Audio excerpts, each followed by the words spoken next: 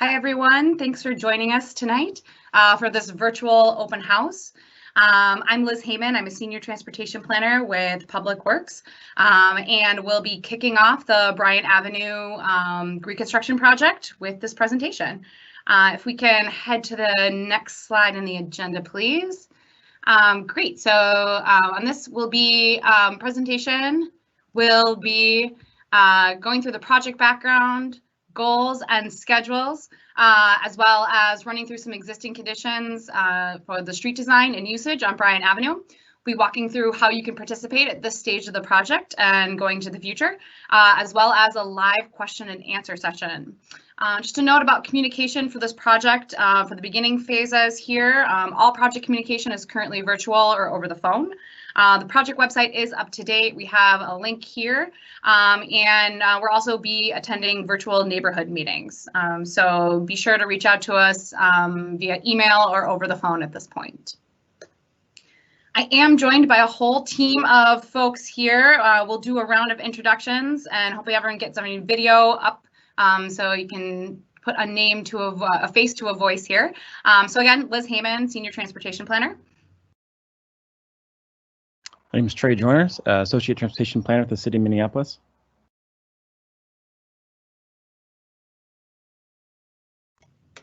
This is Greg Kufel. I'm with Kimberly Horn, Consultant Designer as well. I'm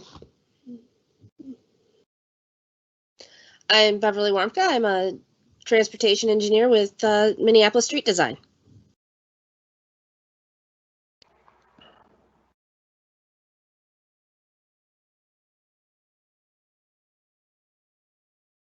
We've got Cindy here, but Cindy, I believe you're on mute. So we'll have you go again.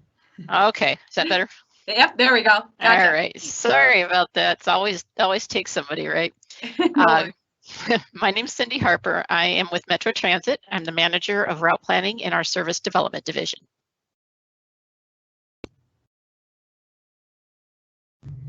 Hi, I'm Joe Bernard. I am a planning project manager with the Department of Community Planning and Economic Development at the city.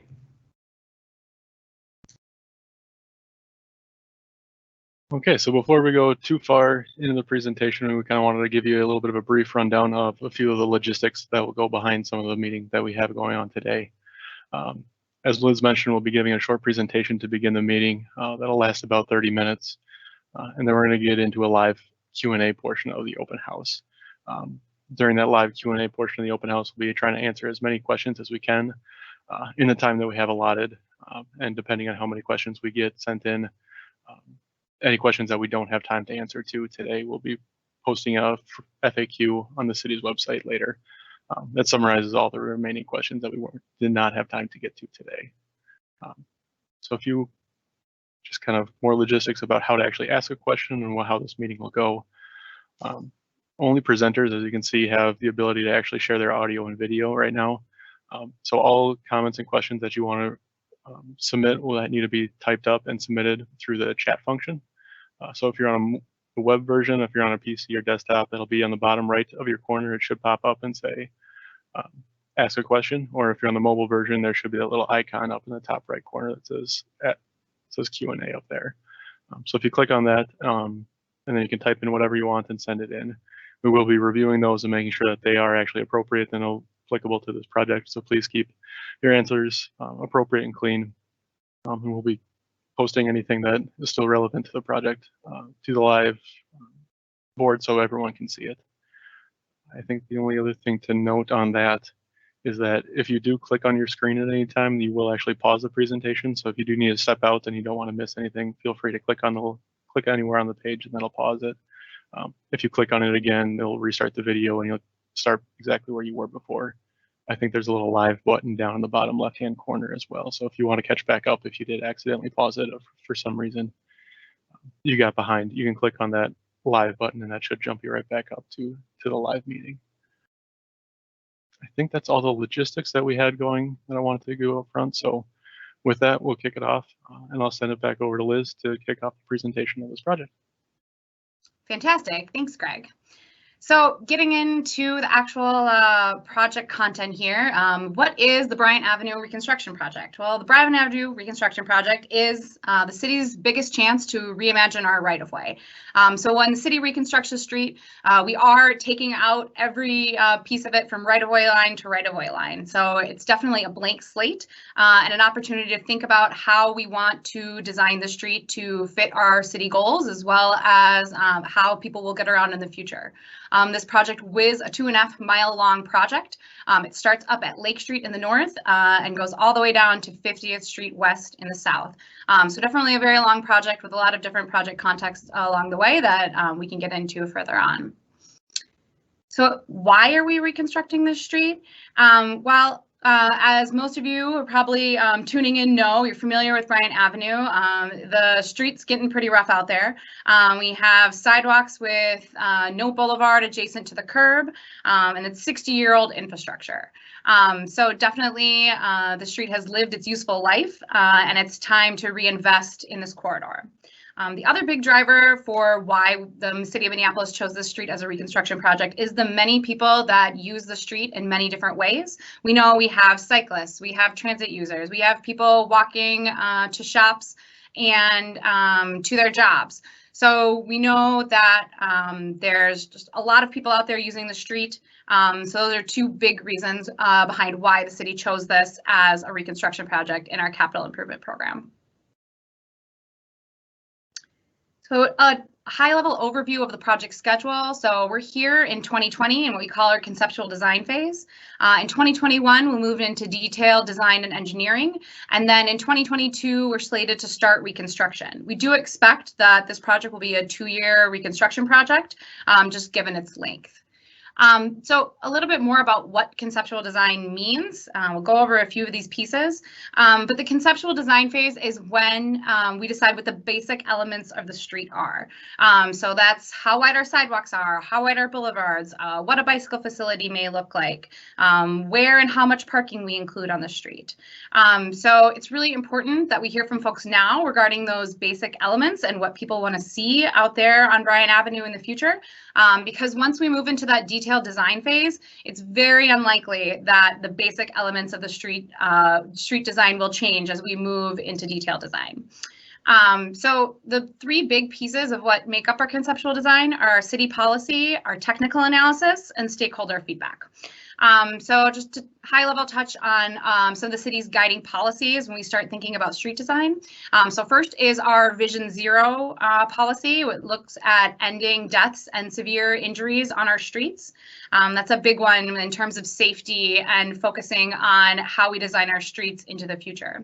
It's also our transportation action plan, currently in draft form, that sets high-level visions for the next 20 years of how our streets should work and how they look, and the pieces that go together to making transportation networks that work for everyone. On top of that, we also have our Complete Streets hierarchy, which has us making sure that we're designing for our most vulnerable street users first. So that's our pedestrians, our transit users, and our bicyclists. And then finally, our drivers, and making sure that drivers have access and are able to get where they need to go. But again, prioritizing the needs of those most vulnerable street users. As well as looking at climate change and the climate emergency proclamation that the city recently passed. So making sure that every resource that the city is putting out there is making sure that we're helping to fight back on climate change for those needs as well. So on top of our city, using those city guiding policies, we've put together a set of Minneapolis Public Works project goals. So just to read through them quickly, we're looking to improve pedestrian safety, access, and comfort. We're looking to create an all ages, all abilities bicycle connection in the area. That designation is taken from our draft transportation action plan. If you have questions to that, we can get into that in the Q&A. But it basically means creating a low stress environment for people of all ages and abilities that are comfortable to use that street. We're also looking to support existing and future transit service in the area, use green infrastructure to collect and treat stormwater runoff, and to also accommodate business deliveries and customer access.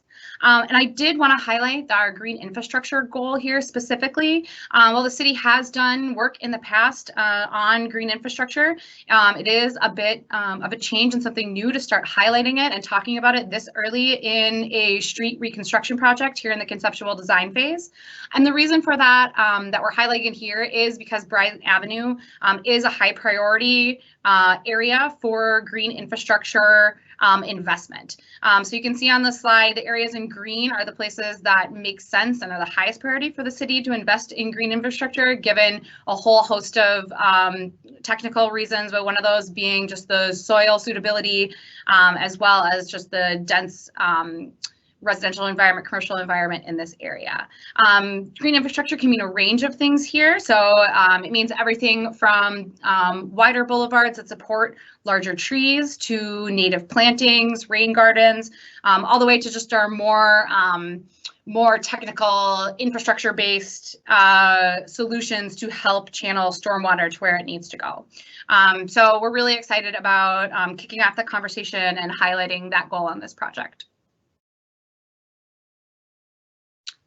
So the other part of this, our conceptual design, is our technical analysis. And when we say that, we mean looking at our parking counts and traffic studies, taking a data-driven approach to see how the street works today and how we can use that data to ensure that we know it's going to work in the future. As I mentioned, very long project and a lot of different contexts along the way here.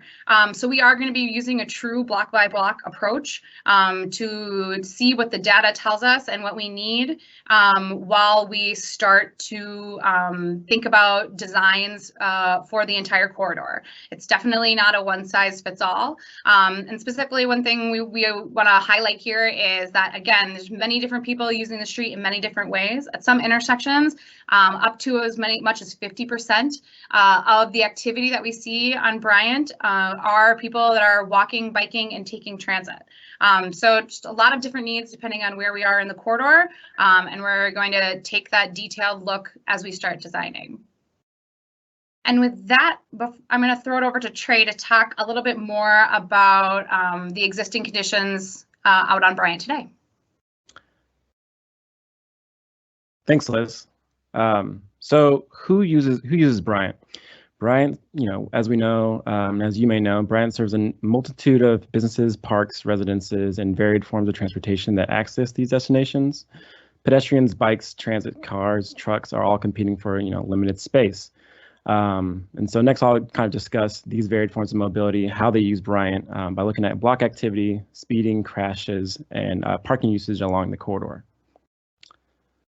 So as Liz mentioned, Bryant is a constrained corridor. We have about 60 feet of full right-of-way, but in many areas that's constrained by encroachments, effectively giving us a 55-foot right-of-way that we have to work with. Encroachments essentially are retaining walls or stairways or large trees. I have pictures of those in the next slide. But when we have what we have with Bryant now, there's no space for snow storage, no space for stormwater treatment, and no dedicated facility for transit or bikes. We're all modes of sharing the road. So as I mentioned, here are a few examples of what encroachments look like. You can see these retaining walls and these large, beautiful trees and stairways and fences and all types of encroachments all along the corridor from Lake to 50th. So some of the current bicycle infrastructure. Bryant is a bikeway with sharrows that were installed in 2011 as a part of a federal non-motorized transportation pilot program. And sharrows are street markings that indicate that the road is meant to be shared by bikes and cars. And so Bryant fits into the fabric of bicycle infrastructure in southwest Minneapolis as one of the few direct north-south bikeways with access to shopping and dining and parks and retail. And as Liz mentioned, Bryant Avenue is identified on our draft transportation action plan as all ages, all abilities bikeway. And also there are connections at 36th, 40th, and 46th that are also identified as bikeways in the long term or near term that will be upgraded to our new kind of all ages, all abilities standard. So also there are 5 Metro Transit routes that serve Bryant. Some of these, the solid lines are the local service, so that's Route 4, Route 23, Route 46, and the dashed lines are limited stop service.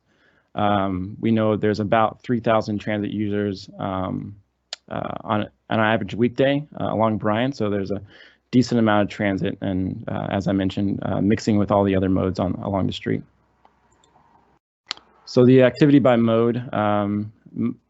So we know there's a lot of, like as I mentioned, a lot of buses on Bryant, a lot of peds and cars.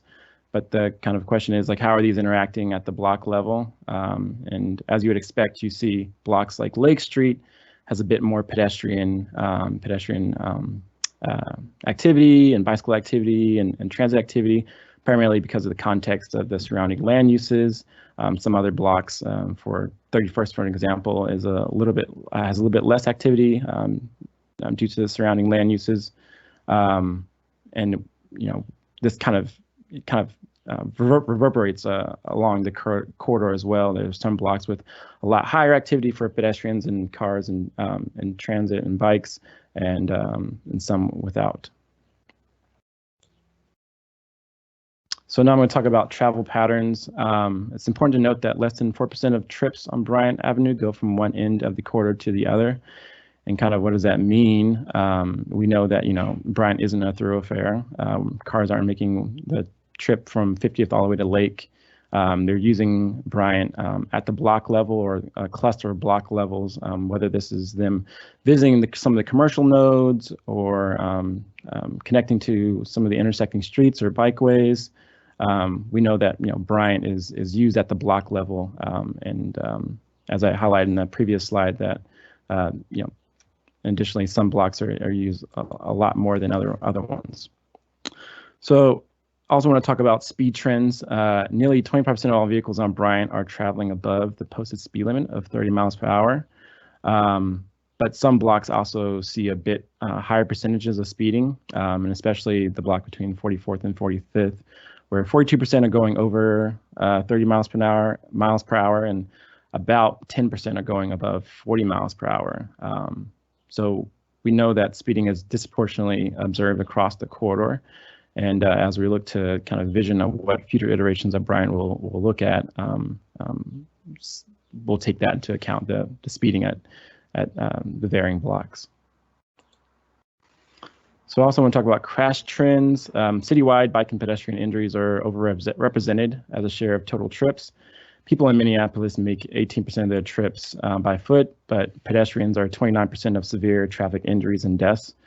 And similarly for bikes, people in Minneapolis make 5% of their trips by bicycle, but 16% of bike trips are result in a severe injury or death. And so that is kind of shared with Bryant as well. Bryant's indicative of those citywide stats that we know about 8% of bikes traveling along Bryant. Bikes represent about 8% of the total crashes along Bryant, but 13% of severe and fatal crashes, and similarly for pedestrians. And we know this is a smaller percentage of the crashes that are along the corridor, but it's alarming to note that those smaller percentage of crashes are resulting in severe or fatal injuries. So next I want to dip into parking, on-street parking trends. We did a parking analysis where we're parking occupancy count, where we looked at six days of parking along Bryant. So these are 5 weekdays and a Saturday evening. We know there are about 800 parking spots along Bryant and about 600 on the adjacent streets. Corridor wide, on average, about half of the available spaces on Bryant Avenue and the side streets are occupied during the busiest time of the week. So that's like Saturday evening. And this is kind of breaking that down at the kind of visual and block level. The green indicates the parking that is underutilized. So we have 600-foot blocks on Bryant, which equates to about 30 feet of parking, or 30 parking spaces. If it's the green category, it's a little bit less than 18 spots are occupied. Once we go into the blue, that's where we have parking at its optimal occupancy, where we have about a little bit more than 20 spaces occupied. And then parking, as you can see in the orange, that's where we have parking a little bit above its desired occupancy, and we start to observe some negative impacts to our local transportation network, where cars are parking illegally or they're circling the block looking for parking spots. And as you would expect, that's occurring towards some of our busier commercial nodes.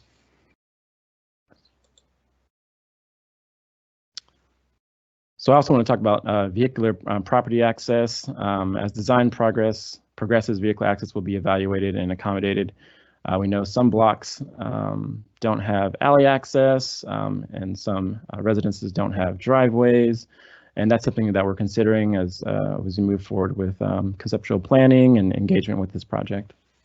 So now I'm going to pass it off to Liz so she can elaborate a little bit more on how you participate, and we'll move into our question and answer portion. Thanks, Trey. So again, 3 pieces to the conceptual design phase. We kind of went over some of the ways we start our technical analysis. We went over very briefly of city policy, but another piece of the puzzle here is stakeholder feedback. So hearing from people that are on this call, reaching out to business owners, hearing from them, and talking to your neighbors about the things you'd like to see along the street. So at this beginning phase, one great way to provide your feedback is to check out the website. We've got a survey up asking about what you think priorities should be. The survey will be up and available until June 1st. We also have a map, our feedback map, where you can leave us specific notes about things you experience on Bryant Avenue and other improvements that you'd like to see. So those are 2 really good ways at this point to share your vision for the corridor. We also have a set of upcoming conversations. We already had attended a virtual meeting with the East Harriet neighborhood. We have upcoming meetings that we'll be attending with those groups, for Lyndhurst neighborhood as well as the South Uptown neighborhood in the next couple days here. And then we'll also be having additional community conversations and open houses that will be scheduled into the summer and fall as we start putting together design concepts and sharing those with everyone to hear what folks have to say about those. So with that, bringing this up to the Q&A, and Greg, you want to walk through these one more time just briefly, and then we can start rolling on questions? Yep, absolutely. We can go through some of these, how to post a question and what the responses will look like over the next couple of minutes. Give the presenters a couple times to kind of digest some of these questions. Thank you very much, everyone who's posted a question and comment so far. Very helpful information. We're trying to organize them to give the presenters a little chance to digest all of this information. So if you are still looking for how to post a comment, if you're on the web version, so if you're on a PC or laptop, you should be able to see down the bottom right hand corner of your screen, there's a button that says ask a question. If you click on that, you should be able to type in any question that you have and click submit. Again, we will review that and post the applicable ones to the board for everybody to see. If you're on the mobile version should have a little Q&A icon up in the upper right hand corner of your screen. So if you click on that, then you'll be able to type in and type whatever question or comment that you have and send that in for us to see as well. So we have quite a few comments as we've gotten through here already. So Trey, are you ready for the first one? Yeah, sure. All right, sounds good. So the first question that we have lined up right now is, with cars parked on both sides of Bryant, a bike boulevard is too narrow for cars to pass a bike with required 3-foot clearance. How is this to be addressed? So as Liz, thanks for the question. As Liz mentioned, we have Bryant in our draft transportation action plan designated as an all ages, all abilities bikeway. And what that means essentially is that generally anyone from 8 years old to 80 years old feels comfortable with biking along Bryant. As it's designed now, with transit, cars, bikes, and pedestrians all using Bryant, as you mentioned, it's really hard to design a bikeway that is encouraging that kind of 8 to 80 age range or kind of comfortability range. And so as we look to design future, as we look to the future, and as we design Bryant and work with the community, we'll be designing a bikeway that allows for, you know, as I mentioned, people to feel comfortable riding on Bryant. So the share rows we know aren't working as they are. And Liz, if you want to add anything else to that, but. Yeah, I can jump in too. So as Trey mentioned, Bryant Avenue on our All Ages All Ability Network. We know that the large majority of people, when we talk about all ages and abilities, are feel the most comfortable biking in a protected facility. However, as Trey mentioned, this is a constrained corridor. This is going to be a conversation about trade-offs, and the street as it looks today may not be the street that it is in the future, and may not include all of the elements at every location. And that's kind of where we get back to that really the importance of a block by block approach. We know that we are building out networks here for people to have choices in their the way they get around in the city. But we also know that how we fit that in every block can look different, the way we emphasize different facilities at different places. So a lot of things still on the table. That's why we're kicking it off now to talk about priorities, to talk about visioning, to talk about who's using the street and by what mode where, so we can have all of those things inform our conceptual design when we have those out and we're ready to share those. Great, thanks for that response. There's been several other questions about the general bikeway facility on Bryant as it stands right now and as we're proposing to change it, or what it might look like in the future. One of the questions was specific to what protected bikeway facilities are on the table at this point, and another question would be, what would it take to move the bikeway to Aldridge? So two things there. There are so protected facilities on the table at the moment. When city reconstructs a street, we're typically looking at a behind the curb protected bikeway. Some of you are probably familiar with our curb protected design. Some of those are out on Plymouth Avenue North and Oak Street over at the U of M, as well as 11th Ave downtown. That is a retrofit design typically. So we are most likely looking at a sidewalk level behind the curb protected bikeway. To the question about what it takes to move it to Aldridge, we are at this point looking at all options and multiple corridors in the area. Our planning guidance does say that Bryant Avenue is the connection for all ages, all abilities, but we know there's a lot of other needs. There's parking needs, there's Metro Transit needs. So a lot of things in play here. Some of the downsides of moving it to a corridor like Aldridge is that when you get to the really big streets like Lake Street and 50th, there aren't signalized facilities to help people cross. And investing at those at like multiple intersections, it doesn't kind of jive with our traffic signalization guidance and the way that typically works, as well as the cost that it takes to invest in those facilities at two locations. So still a lot of things at play. We know that that question has been asked. We are asking that question internally ourselves about how we fit everything in here and where. So more to come on that. Thank you, Liz. Next question goes into that same thing that you were just talking about between the different modes of transportation on Bryant. Somebody asked, is there any chance for some of the bus traffic to be moved back to Lindale? This would be a question for. Oh, go for it. Sorry, go ahead. All right, go for it. I was going to say we are working very closely with Metro Transit here, and I think Greg was about to throw that over to Cindy. So I think I'll throw that her way to get the Metro Transit take on that.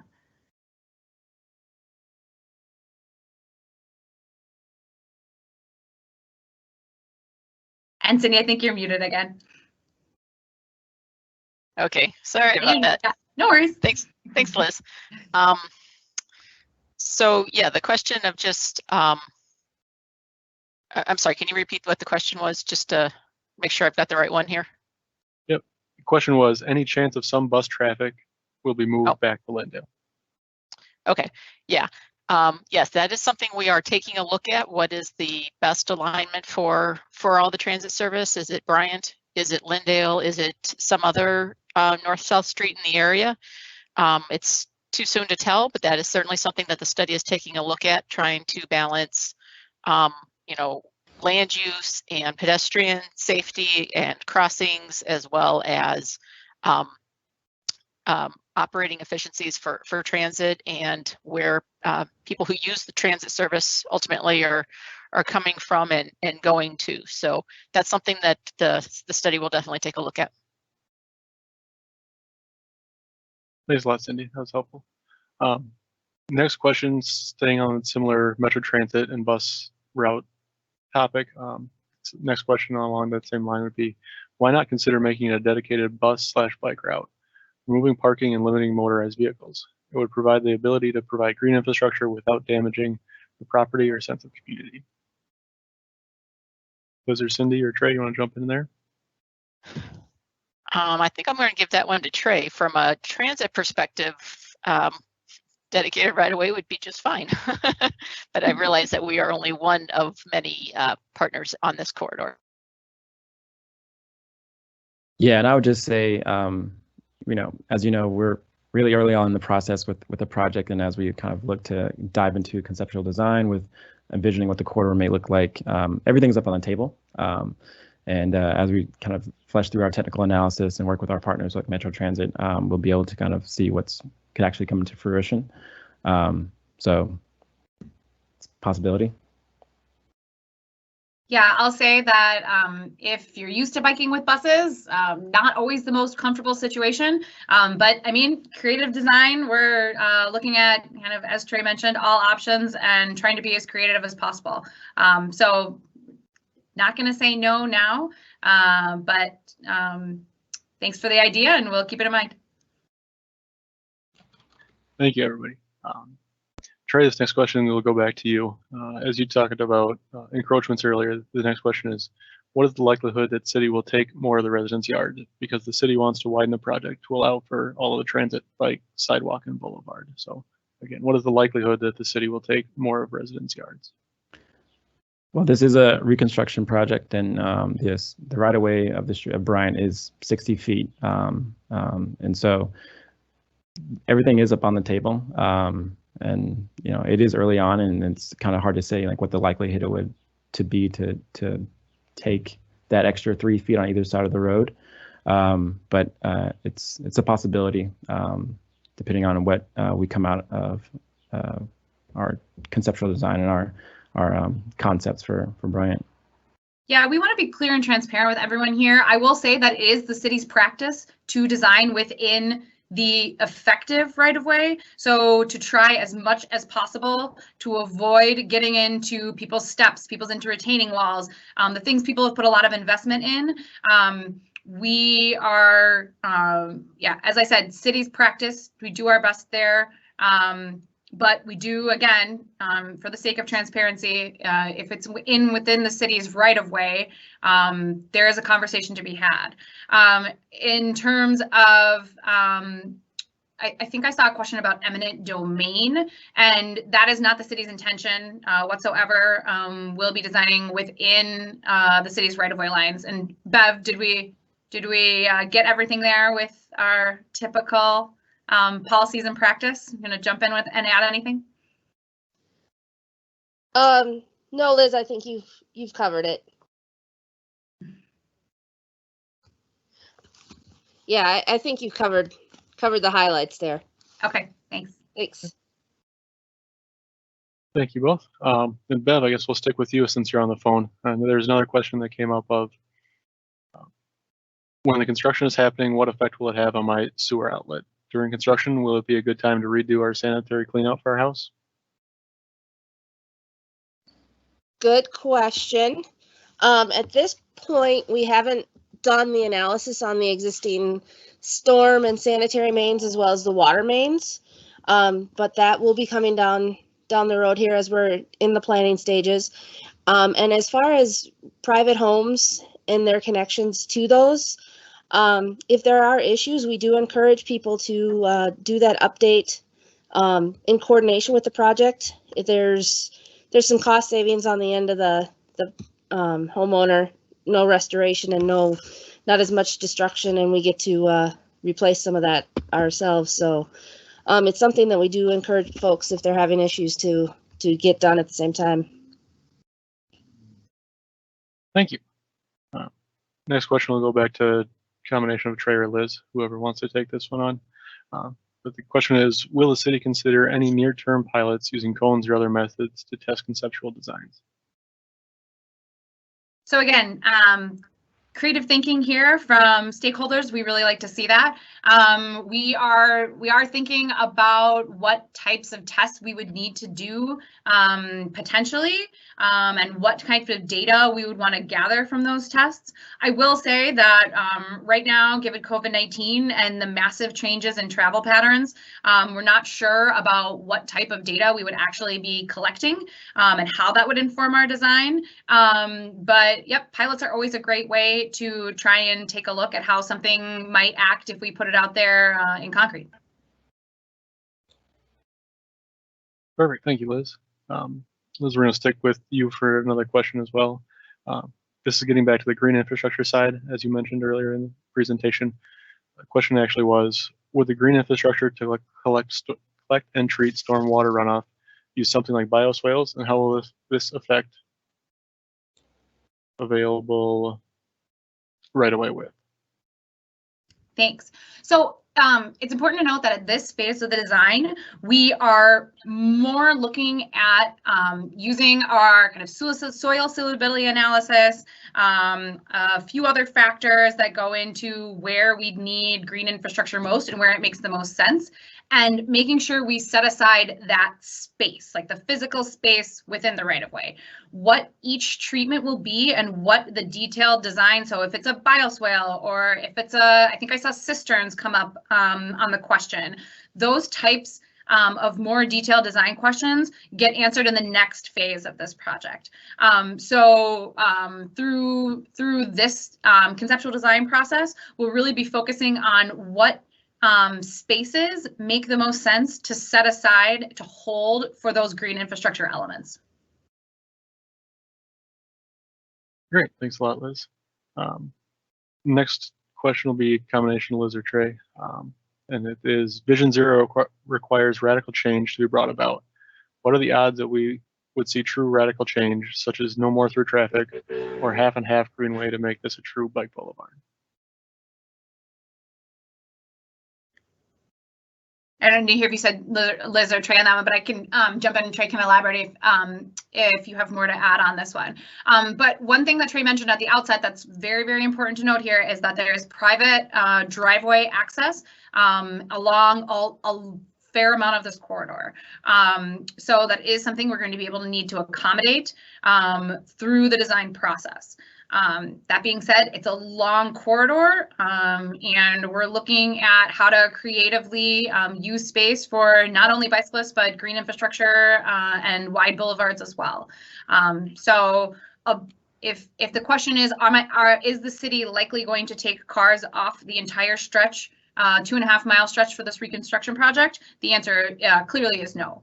But we are looking about what ways we can creatively balance modes to make sure people still can access their private homes and commercial businesses.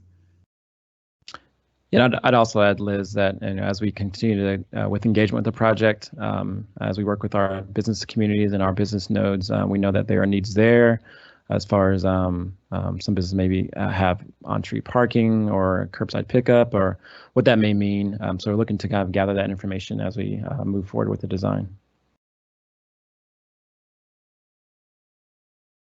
Yeah, thank you. That's a great overview. Trey, we'll go back to you with this next question.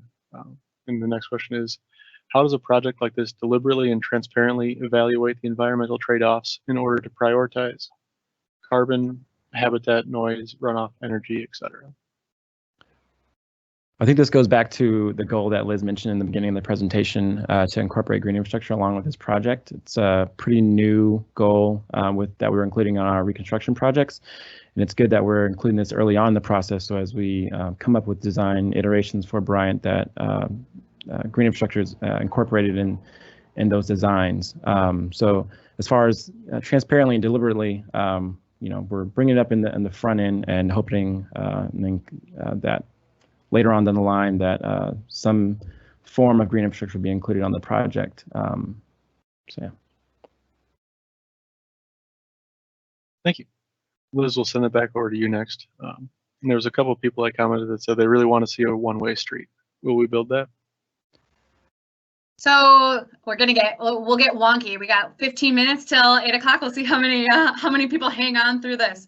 So the Bryant Avenue corridor is what's called a municipal state aid route. And that means that there are certain guidelines that we need to design to. Per state aid, you have to design the easiest way to describe it is a one-way couplet system.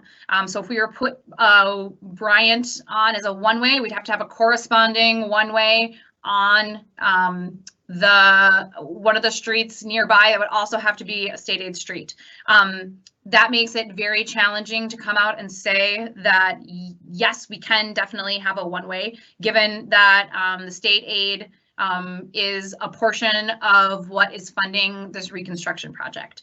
But as we said, we are looking to be creative with this project and to see how we can work within those state aid guidelines to meet the city's policy goals. So very early in the project, still looking for looking at all options on how we can balance those needs and meet our guidelines. Thank you. Trey will be going back over to you with his next question. Next question is, what is going to be done to regulate speeds on Bryant, including transit?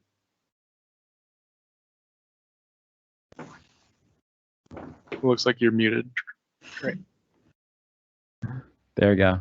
Yeah, so as we know, speeding, it happens disproportionately across the corridor. And at certain blocks and collections of blocks, we know that speeding is a little bit higher. And so as we look to kind of analyze that data and figure out what the design solutions will be to mitigate those occurrences of speeding, it could be any number of things. We know that narrowing the road cross section has effects on reducing speeding, also narrowing the lanes, and other kind of things that we would consider through conceptual design. Thank you. Trey, we'll go back to you again with this next question. Question is coming from a bike user. When I use Bryant, I'm frequently tailgated, honked, and dangerously passed by people driving cars. What is the city considering to eliminate these frustrations for people who drive and bike? Yep. So kind of answered this earlier on in the question where we're kind of referencing all ages, all abilities bikeway, and when Liz mentioned that people feel a lot more comfortable riding on a protected facility, whether that's on street protected with curb, deployable curb, or that's off street protected adjacent to the sidewalk. We know that as Bryant is now with transit cars and bikes and the amount of activity and speeding in certain areas, that the exact thing that you outline is an issue. There's a lot of space for a cyclist to defend on Bryant, so we would be looking to protect them to a greater degree and staying in line with how we design streets with our complete streets policy. Thank you. And Trey, you got the next one as well on the line that came up. Can you speak about the winter route maintenance? This is a key route for cyclists during the winter and sees a lot of traffic. Yet maintenance is a struggle with parking on both sides of the street and no protected bike lanes and major potholes. So can you speak to the winter route maintenance? Yep. And Liz, I'm going to lean on you a little bit. Is this an emergency snow route? I think Bryant is, or if it isn't. That's a good question. I'm sure someone online will be able to jump in and tell us it lives around the route. in terms of bicycles on Bryant, if it was added as a protected facility, it would be added to the city's network of protected bicycle routes that are cleared and maintained not only for snow clearance, but for spring clearance as well for sweeping. Thank you. Liz, we'll stick with you then for the next question as well. Somebody asked if we could see real-time traffic monitoring, both volume and velocity. Can we commit to that? No, we don't have that ability to do real-time traffic volume, both volume and velocity. We have data collection at each intersection, at our signalized intersections. Which includes both bicycle and bicycle. I believe, Greg, can you correct me if I'm wrong? If that also, I believe it counts pedestrian counts. It does. Is that right? I believe so. Yeah. So we have data that was collected very recently via that type of technology, but no, we cannot commit to live traffic volumes and speeds. Thank you. Liz, will stick with you with this next one as well. There's several people that asked very similar questions, if not the exact same question. And the overall question is, will we remove buses from Bryant? So again, want to highlight our relationship and work with Metro Transit. They're a really strong partner in not only this area of the city, but the entire city. Our draft transportation action plan, that was one of the biggest comments that we heard from people about the need to invest in our transit system. So as a serious partner, we are looking at what we can do to improve our transit system. Both on Bryant and how that connects into the overall network.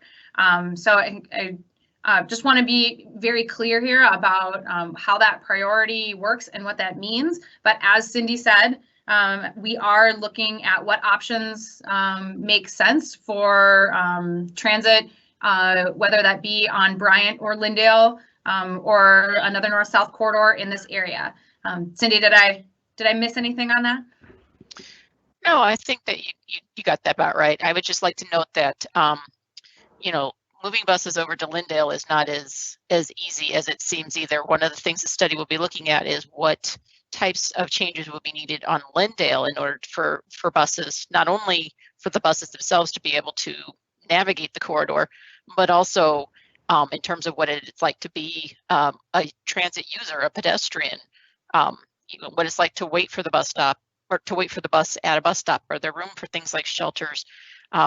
There's a lot of uncontrolled intersections, so crossing the street definitely can be more of an issue. So those are things that we'll have to take a look at before we are able to make any sort of a decision. Thank you both. Liz, we'll go back to you with this next question. Question is going to be overall, is this going to be another design like the Hennepin Avenue Lake to 36th? So there's a couple of different sections for Hennepin Avenue Lake to 36th. That included on-street bike lanes that were painted lanes and sharing those bus stops with, sharing that area with bus stops. With our All Ages, All Abilities network, we are looking to make a low stress connection that would likely not share bus stops and cycling infrastructure. But the question comes up, do we put that bike facility on Aldridge? That would also mean not sharing facilities. So again, very early on in the process here. And so we don't have a specific answer to that question about what this design will look like. So really excited that people are engaged and following along, and we'll be excited to hear what people's feedback are when we have those designs ready and we've done some of the work that Cindy has mentioned. Thank you. Trey will be sending the next question back over your way. The next question on the list would be, as you mentioned, the block-by-block approach. This ignores the fact that the current infrastructure causes certain modes to be disincentivized. If the city builds bike infrastructure, cyclists will ride there. How will the city take into consideration the fact that the data currently available is only taking into account the current infrastructure and not the proposed infrastructure? Yeah, I would say our block by block approach just gives us a bit of context in how we're moving forward with design and engagement with the project. As I highlighted early in the presentation, we know that there's a lot of cyclists on Bryant traveling from one end of the corridor to another, and there's connections to the Midtown Greenway and several other bicycle connections along Bryant. So when I'm talking about a block by block approach, it kind of gets into the finer details about how we would actually design the bikeway, whether it's on one side of the street or the other side of the street, whether it's two-way or one-way, and whether we have a bikeway on Bryant in general. So I think the block by block approach doesn't necessarily mean that for one block we'll have these modes and one block we won't. Yeah, I mean, it'll be looking a lot about what connectivity makes sense through this corridor, as well as I think the question asked about how we're serving future needs. So that's the city policy part of our conceptual design equation. So our city policies tell us to look out 20 years, but not only are we looking out 20 years about how the street needs to be used, we know that sometimes city infrastructure on streets, I mean, this is 60-year-old infrastructure that we're talking about. So we know that as we balance the needs of what needs to be out there today and how people typically use the street, we're also making sure that we're thinking about what people 60 years from now will need to do. Not that we will be able to, you know, I wish I had a crystal ball. I'm sure all of you do right now. But we know we need to design the streets we want to see for the activities that we want to see. So very much a future-oriented project as we start to develop the specific designs for the street. Thank you. Liz, we'll stick right back with you for the next question as well.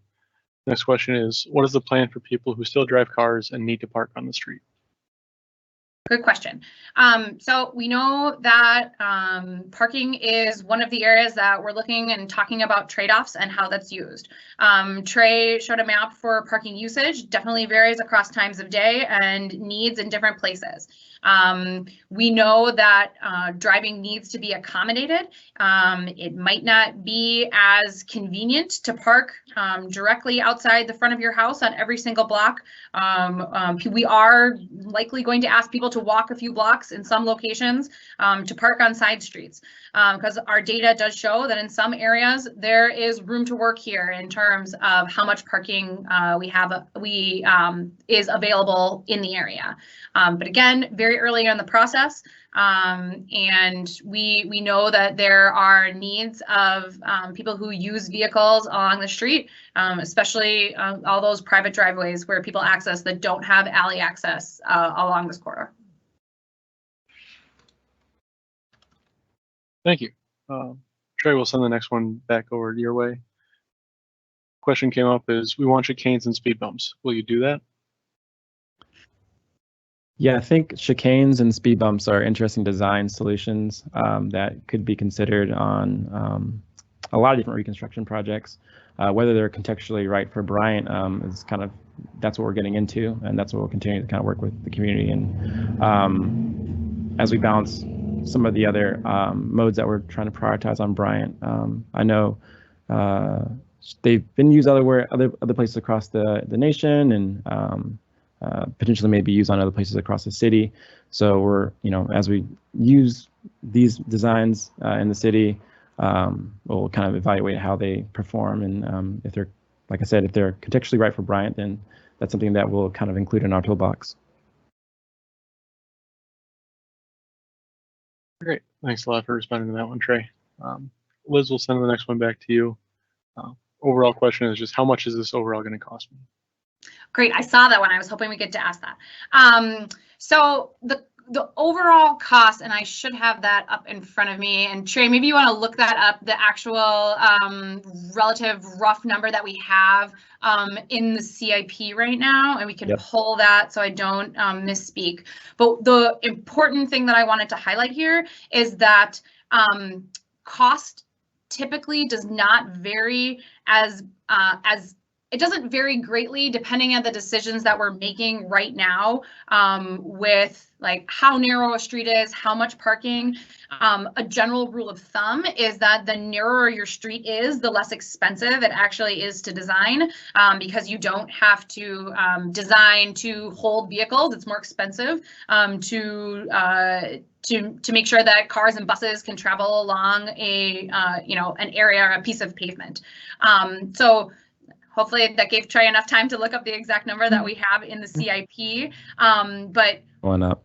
first of all, really early in the process. So as the design moves forward, we sharpen our pencils and come up with more detailed cost estimates as we hand this project over to Bev and her team to come up with like the engineering details of what's actually included. But the cost of the project, if there's a bikeway, if there's not, if it's protected, when you're reconstructing a project, those types of questions don't have a huge impact on the total cost of the project. How'd I do, Trey? Good. Yeah, very good. We have it about 20 million for Bryant. So the project's allotted about $20 million in the current CIP to reconstruct. Okay, thank you. Liz will send the next question to you as well. And the next question is, based on a lot of comments, it sounds like people want a safe street that supports the different ways and reasons people use Bryant. How will you keep Bryant safe for the most vulnerable users, which by definition is the most vulnerable user is safe, then everyone else less vulnerable is also safe? So I lost a little bit of the thread of the question there, but I think it's more about if the question was how we're going to keep our most vulnerable street users safe. And so those are some of the ways that Trey talked about how we slow down vehicles. We know that speed is one of the leading factors for why we have severe injuries and deaths on our street. So some of the things Trey mentioned, which is like narrowing crossing distances across streets, narrowing lanes themselves. Someone brought up chicanes. That's another way that we can slow vehicles down here. So looking at those types of design options to make sure that our pedestrians along the street are safe when they walk on Bryant.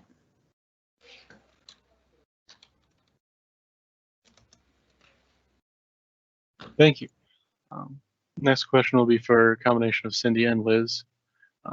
Comment and question was, Minneapolis is trying to eliminate cars. Cars are not going away. Will the project attempt to reduce car traffic on Bryant? If so, traffic will only get worse on already congested Lyndale and on Kings Highway. Will the plan attempt to eliminate car traffic on Bryant? So I would start with the city policies ask for a mode shift. That's true. So our city policies tell us to design streets that help us shift to modes that are less carbon intensive. That doesn't mean that we are not accommodating vehicles within this design and within other parts of the city. So I do want to be clear about city policy and where that's headed. I guess I missed the transit piece of that second question. If we're going to throw it to Cindy, or maybe repeat the question as well. Yep, I can repeat the question. Overall, it's Minneapolis is trying to eliminate cars. Cars are not going away. Will the project attempt to reduce car traffic on Bryant? If so, traffic will only get worse on already congested Lyndale or Kings Highway. Will the plan reduce or eliminate traffic on Bryant? Yeah, so I think I answered. No, I think you did answer that one. I think I was wrong in sending that one to Liz or Cindy. Sorry, Cindy. No, that's okay. And you're prepared. So Greg, do we want to do a time check? So we are at 8 o'clock and we want to respect everyone's time, but we also have, looks like questions are coming fast and furious, right?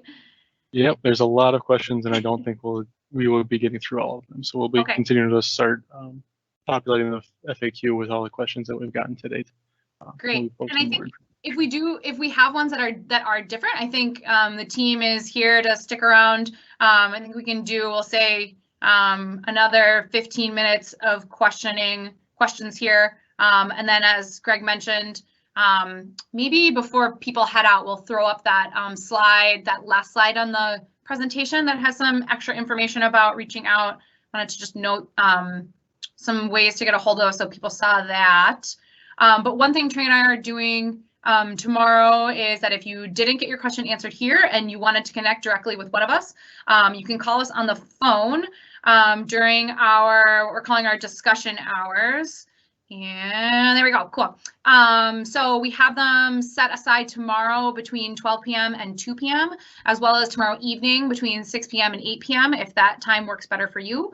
So give us a ring. We've got our cell phones listed here. You can also call our desk lines. That'll go directly to voicemail, but we can listen to those and watch them come in. But best way to get a hold of us for during these times is the cell phones that are listed there. You can also shoot us an email as well, of course. But during those time frames, Trey and I are holding our calendars to talk to folks if there's more detailed questions here that we didn't answer. So I guess with that, I'll hand it back to you, Greg, and we can keep going. And oh, you mentioned, yeah, we'll be posting frequently asked questions, just some themes, what we've heard from folks here in the questions as well for answers there.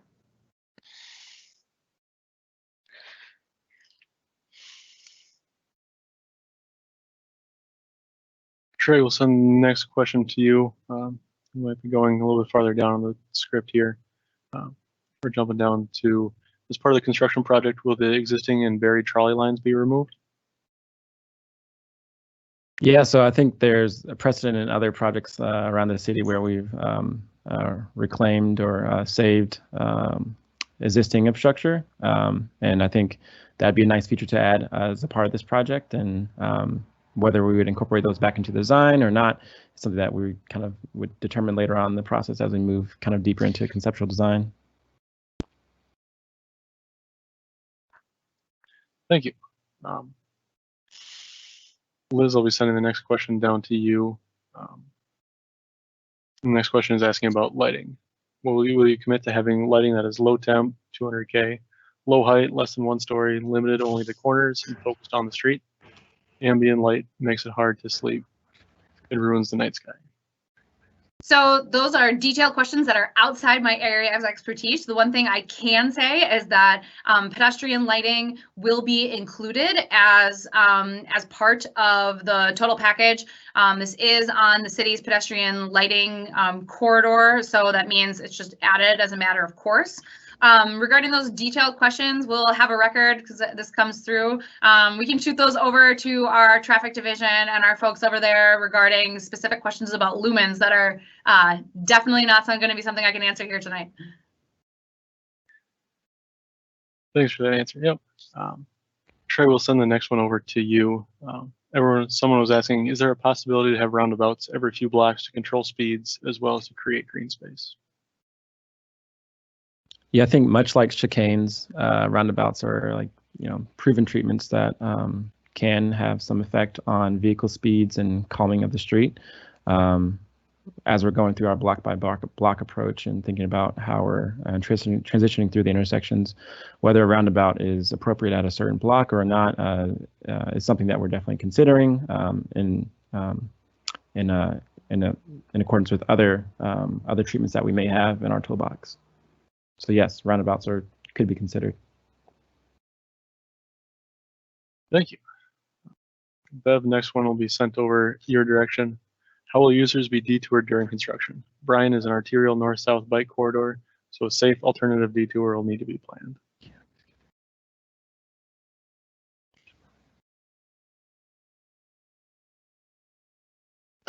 Good question. That's another detail that we'll kind of confirm in the design phases of this as we kind of determine any kind of phasing that might need to be done as we do the construction of this project. So we don't have the answer to that one yet.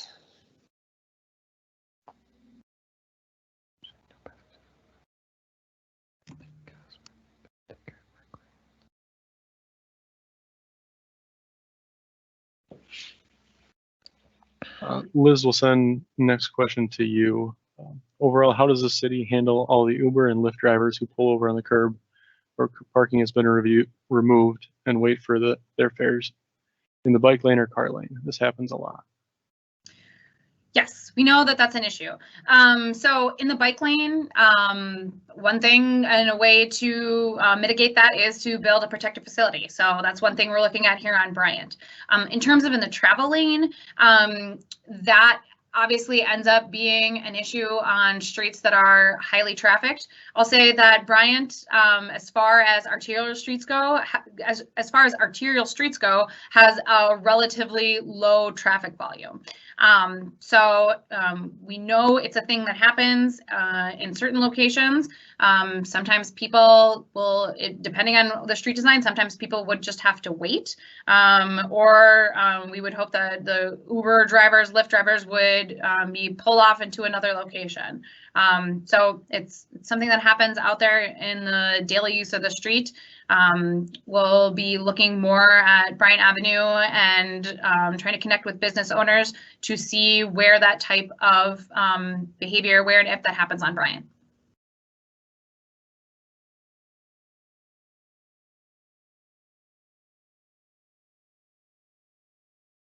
Oh, Greg, we lost your audio. Thank you. Sorry about that. Trey, we'll jump back up to you. Someone was asking about the climate emergency and what steps or mandates result from this designation. How can we use this project as a prototype for a complete solution versus replacing 60-year-old infrastructure, adding bike lanes and widening sidewalks? It would be amiss not to look at what climate crisis means and how bold initiatives can be leveraged into the design.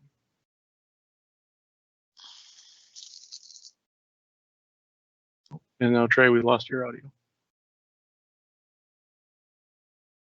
Excuse me. I might pivot to Liz for a bit on this question, but I know generally, as kind of Liz highlighted, you know, our transportation action plan and our other planning documents like Minneapolis 2040, all these documents kind of reinforced our climate action plan and our designation as a a city kind of considering what types of things we can do with our reconstruction projects to mitigate any impacts to the environment from the way our streets are currently designed and how we're designing them in the future.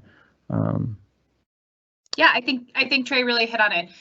So our guiding policy documents ask us to look at supporting transportation choices that has less of a carbon impact. And we know that that means bicycling as well as transit while still accommodating people's private vehicle use.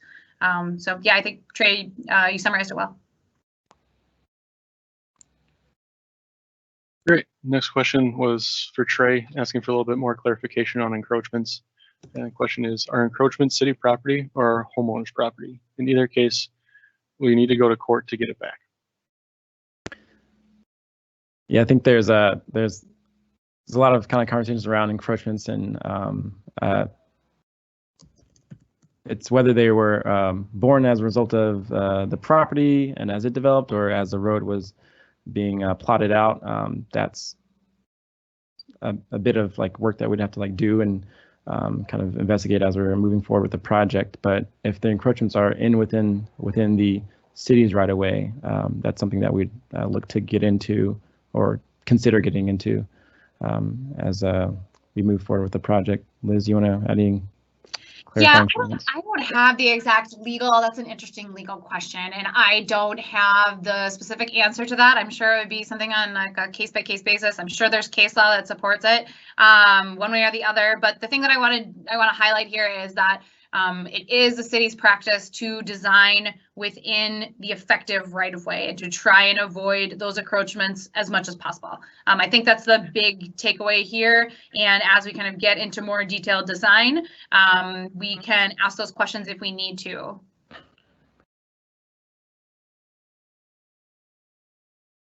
Great, thank you. Liz, we'll keep it with you with this next question. Overall questions about parking, and question is, how will you use your parking data to inform your decisions where parking will be? With several apartments and condo complexes along Bryant, there's a need to retain parking in those streets more than in the single family areas.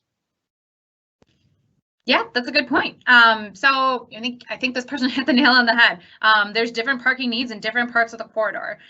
So we can look at how things are typically done, or excuse me, how the street is typically used. And during different times of the day, we can be as creative as possible with flexible uses along the curb.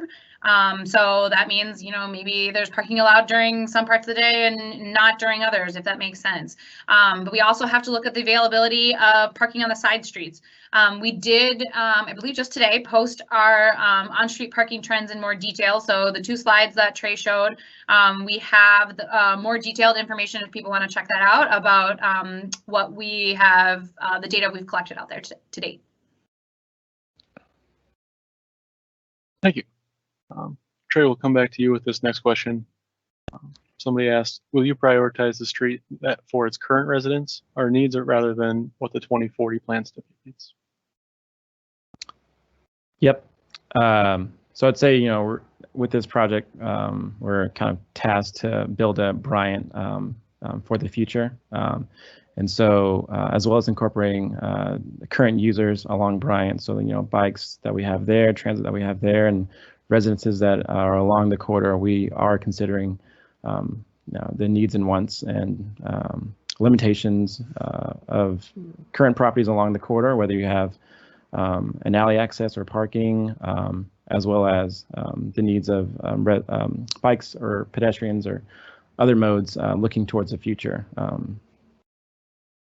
Yep. Yeah, I think that covers it. This is really going to be a balancing act. This is going to be a conversation about trade-offs, and that's kind of why we highlighted the multiple sources of information that we use to make these decisions. So it's a lot of data, it's a lot of talking to folks, it's a lot of figuring out, you know, what are the freight needs in some locations, when do people come in, how can we accommodate those movements, but sometimes we're going to have to make hard choices about where existing parking is today, potentially, and hard choices about how we build our all ages, all abilities network in this area. So definitely a lot more discussion to come on how we are going to balance these modes. Right now, we're looking at collecting our data and doing our due diligence to make sure that we have you know, something that's supported by the data out there today, and as well as looking into the future. Thank you. And with that, we do actually get to our 8:15 mark.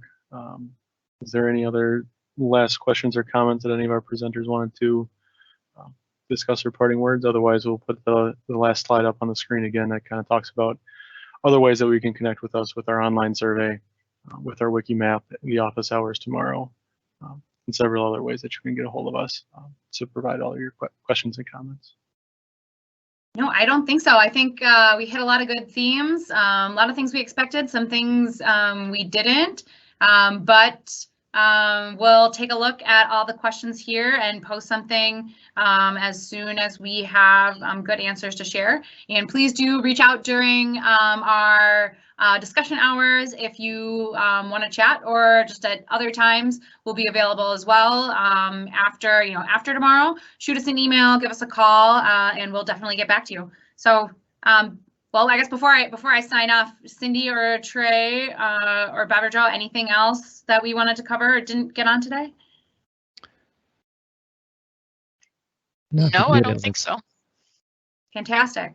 Awesome. Well, I want to thank everyone for taking the time to join us here virtually tonight. And I want to thank the team of people that we have here, presenters, as well as our technical folks in the background, making it all work with the questions. So thanks a lot, everyone, and we look forward to having more discussions on this project. Thank you.